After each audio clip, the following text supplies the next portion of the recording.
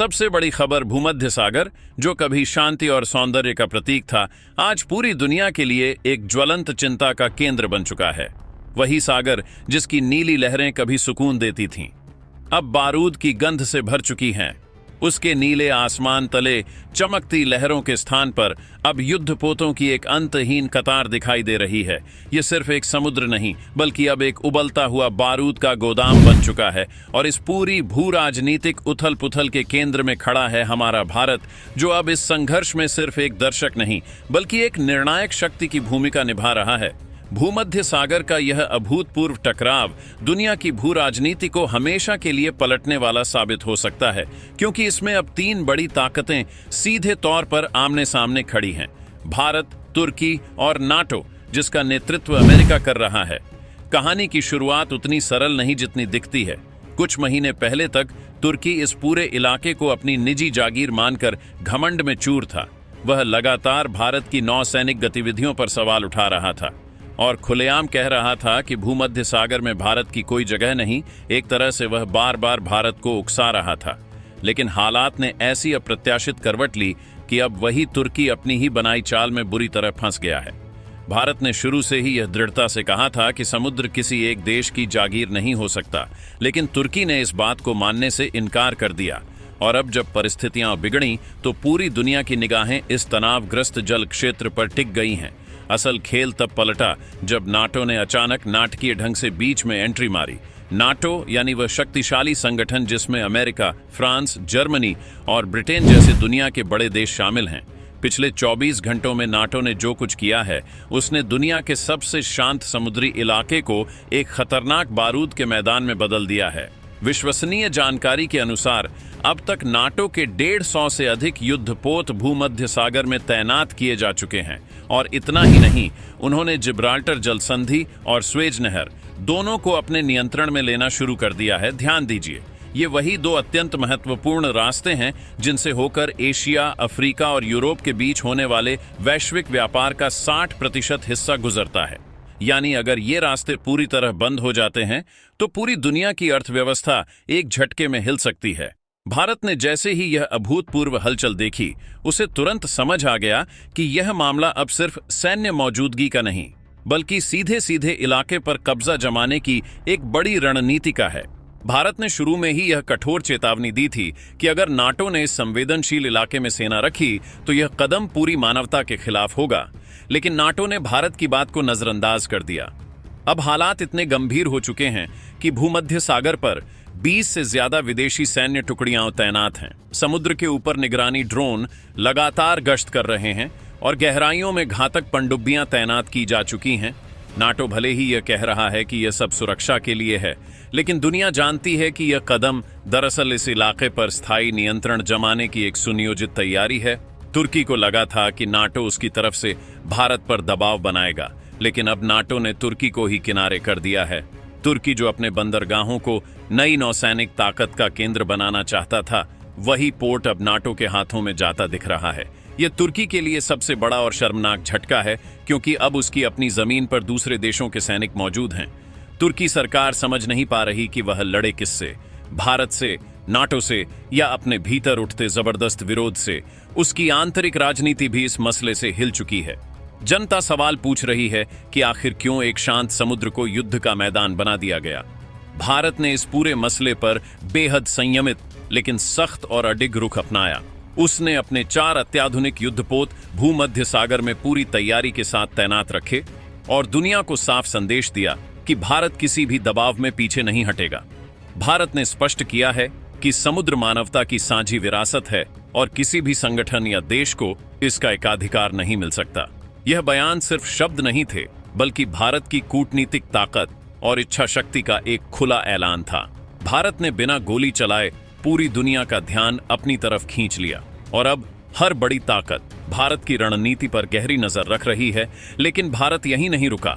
उसने इस ज्वलंत मुद्दे को संयुक्त राष्ट्र तक पहुंचाया और वहां एक ऐतिहासिक दहाड़ने वाला भाषण दिया। भारत ने कहा कि अगर किसी देश या संगठन को भूमध्य सागर पर कब्जे की इजाजत दी गई तो यह विश्व शांति के लिए सबसे बड़ा और आसन्न खतरा होगा। भारत के इस कूटनीतिक कदम का असर तुरंत दिखाई दिया। कई देश खुलकर भारत के समर्थन में आ गए। रूस ने खुलकर कहा कि अगर जरूरत पड़ी तो वह भारत के साथ खड़ा रहेगा। इजराइल ने भी भारत का समर्थन किया और कहा कि भूमध्य सागर की आजादी बनाए रखना नितांत जरूरी है। जापान, ऑस्ट्रेलिया और यहां तक कि चीन ने भी भारत की स्थिति को तार्किक और न्याय संगत बताया। अब हालात यह हैं कि भारत का पक्ष अंतर्राष्ट्रीय मंच पर बहुत मजबूत हो गया है, जबकि अमेरिका और नाटो अलग थलग पड़ते दिख रहे हैं। जरा सोचिए, जो नाटो आज से कुछ महीने पहले तक पूरी दुनिया को अपनी शर्तों पर चलाने की कोशिश कर रहा था, अब उसे भारत जैसे देश की संयमित लेकिन दृढ़ कूटनीति के सामने झुकना पड़ रहा है। भारत की इस नीति ने यह साबित कर दिया है कि आज की दुनिया में ताकत केवल हथियारों से नहीं, बल्कि सही समय पर लिए गए बुद्धिमत्तापूर्ण फैसलों से तय होती है। सोशल मीडिया से लेकर न्यूज चैनलों तक हर जगह यह चर्चा है कि भारत अब एक उभरती हुई वैश्विक शक्ति नहीं, बल्कि एक निर्णायक शक्ति बन चुका है। भारत ने भूमध्य सागर में मौजूद अपने युद्धपोतों को पूरी तैयारी के साथ तैनात रखा है। उसकी नौसेना की विशेष यूनिट्स भी लाल सागर से होकर इस इलाके में पहुंच चुकी हैं।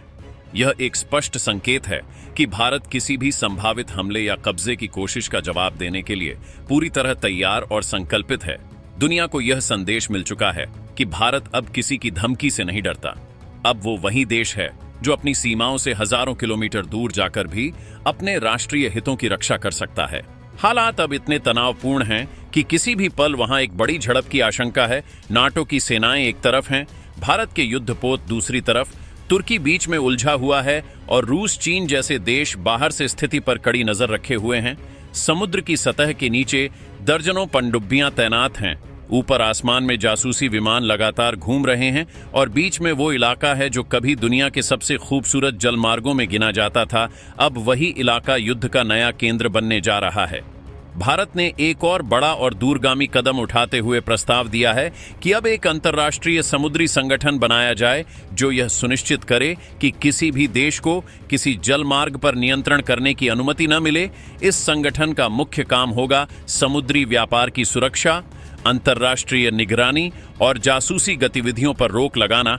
भारत का यह प्रस्ताव दुनिया के लिए उम्मीद की एक नई किरण बन गया है। कई देश इस संगठन के समर्थन में आ गए हैं। यह संभव है कि आने वाले हफ्तों में भारत इस विषय पर एक बड़ा अंतर्राष्ट्रीय सम्मेलन बुलाए।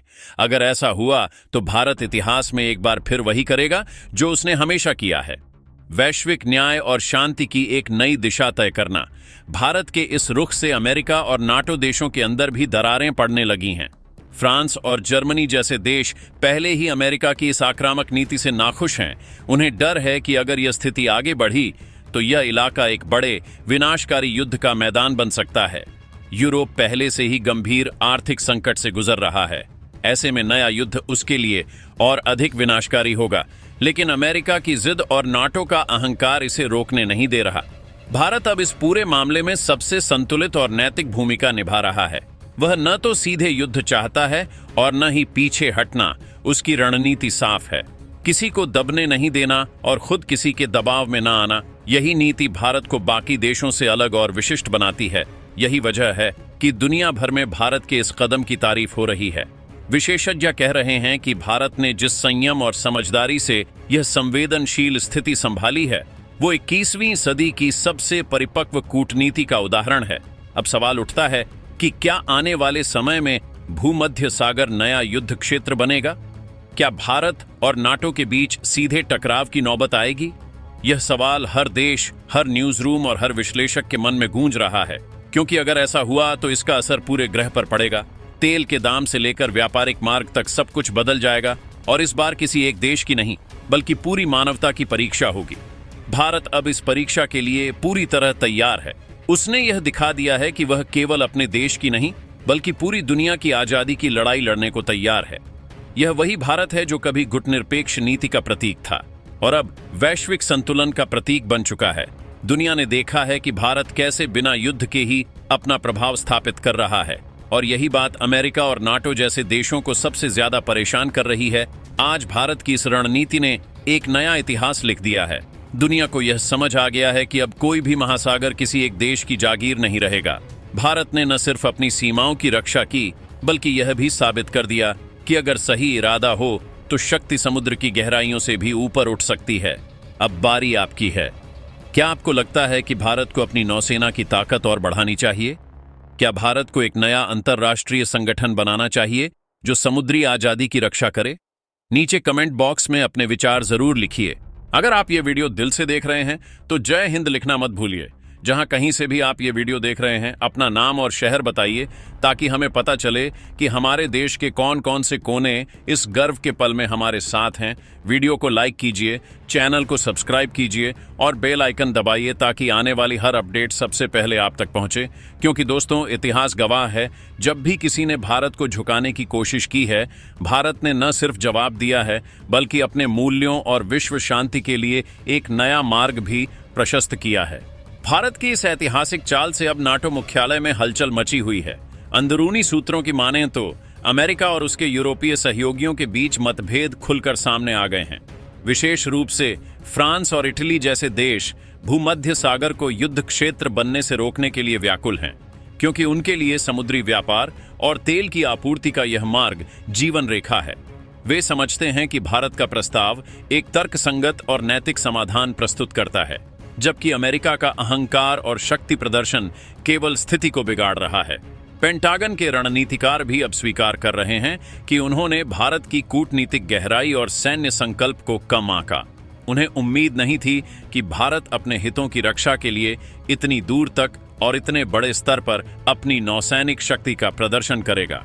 भारत की रणनीति केवल युद्धपोतों की तैनाती तक सीमित नहीं रही, बल्कि उसने साइबर सुरक्षा और समुद्री निगरानी के क्षेत्र में भी अपनी क्षमता का प्रदर्शन किया है। भारतीय नौसेना के निगरानी ड्रोन और पनडुब्बियों ने नाटो की गतिविधियों पर ऐसी बारीक नजर रखी है कि नाटो के कमांडरों को अपनी गोपनीयता भंग होती महसूस हो रही है। ये बिना गोली चलाए युद्ध की तैयारी करने जैसा है।